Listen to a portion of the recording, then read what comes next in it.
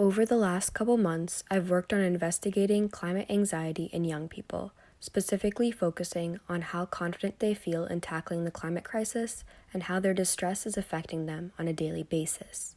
So, what is climate anxiety?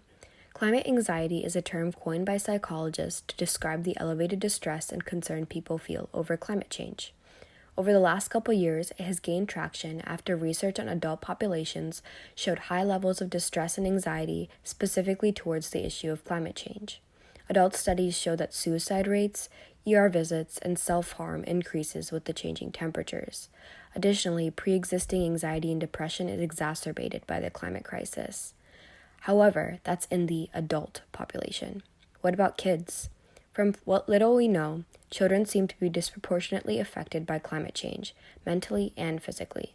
Despite being extremely understudied, research shows that for those who experience extreme weather events, PTSD, depression, and anxiety are all extremely prevalent. In 2010, during the Pakistan floods, 73% of 10 to 19-year-old girls displayed elevated levels of PTSD. Across the globe, young survey respondents say that they find the future frightening.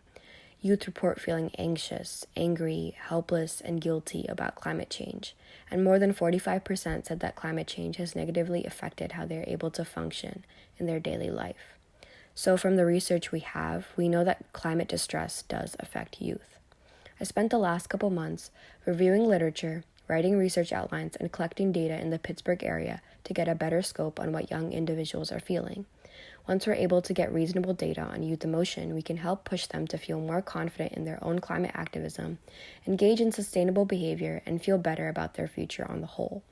It is of utmost importance to address the mental component of climate change, and for a group that cannot always advocate for themselves on a political, scholastic, or familial level, this research can provide an important insight in making sure the next generation can address the climate crisis effectively.